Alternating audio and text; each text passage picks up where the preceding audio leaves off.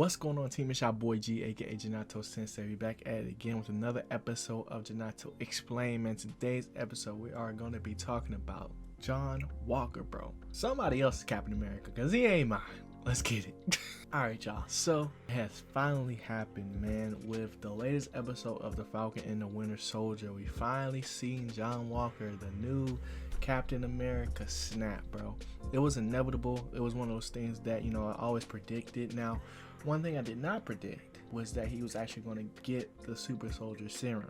But during the episode, when I finally saw that he actually got it, picked it up or whatever, I was like, okay, now I can start seeing it play out. But nobody, bro, and I mean nobody, could have expected him to lash out like the way he did against that random flag smasher dude, bro. Because the real Cap knew restraint. Now, all the foreshadowing that happened within this episode, from him having a conversation with Lamar, asking him if he took the serum, what would he do, or if he would take the serum at all, and trying to get a better understanding of, what that serum would mean if he took it. Because, if you look at it, like, his intentions are good, right? But he has so much, not only just, trauma from whatever happened in Afghanistan, from, what him and Lamar were talking about, like the things that they did, that they got these awards for. We can only really imagine what that was like, to getting the serum and having an opportunity to make the world a better place, right? In their position, like, who wouldn't want to be Captain America? Who wouldn't want to do that? But to me, the point of this episode was not necessarily about if John Walker was going to be a good Captain America, like, does he deserve the shield? No.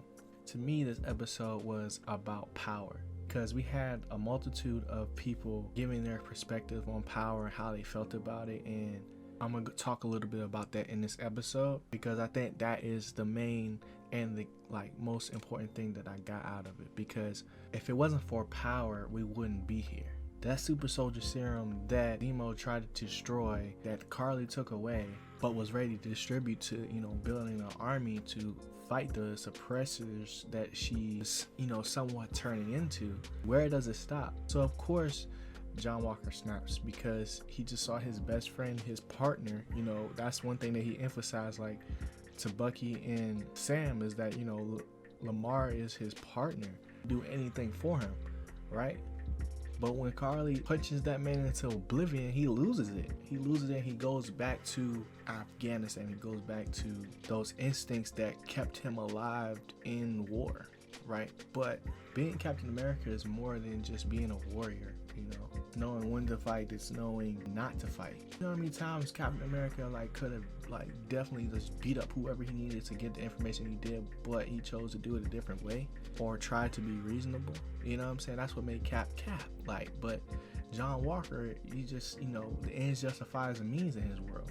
And I can't wait for them to try to explain what happened, because the whole world saw it. The whole world saw it. That was the name of the episode. People had their phones out. What do we do with this guy now?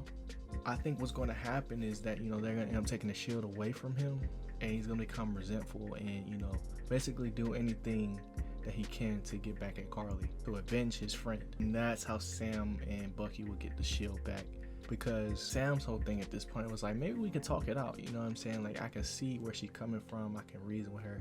He's dealt with people like this before, but you don't do things John Walker's way, bro, he's gonna sit over there and mess it up. Like, it was so predictable down to the T. Like, I knew Lamar was gonna die, I just didn't know how he was gonna die because of the way they set it up. And we never really saw John Walker take the serum. It happened off screen. So when he bent the metal that he was fighting with, like it was a freaking piece of foam, I was like, oh, we finna turn up. Now, I didn't think he was gonna do what he did with the shield, but I was like, dang, we finna go crazy. So there's so many moments in this episode where we got to see people not only just become powerful, but become powerless. When John Walker tried to intimidate the door of Melage, like, he was goated, you know what I'm saying? Like, bro, that was like one of the most satisfying moments in this episode. And then also seeing Bucky go through a moment of, like, what is given can be taken away, when they deactivated his arm and it just fell to the floor and he just didn't know what else to do. That was another moment when the powerful became powerless. And that's where you could start seeing the screws turn in John Walker's head. Like, yo, they didn't even have powers, because this is the second time that they got beat. in one day. So in his mind, like, yo, I'm not playing no more, bro. I need to use all of the things in my arsenal. That's what he did, bro. That's when he snapped. So this episode was freaking crazy, bro. Let me know what you guys thought of it in the comment section below. And, you know, anything that I said in this video, you know, if you got an opinion on it, definitely put it down there as well. Let's start this convo up, man.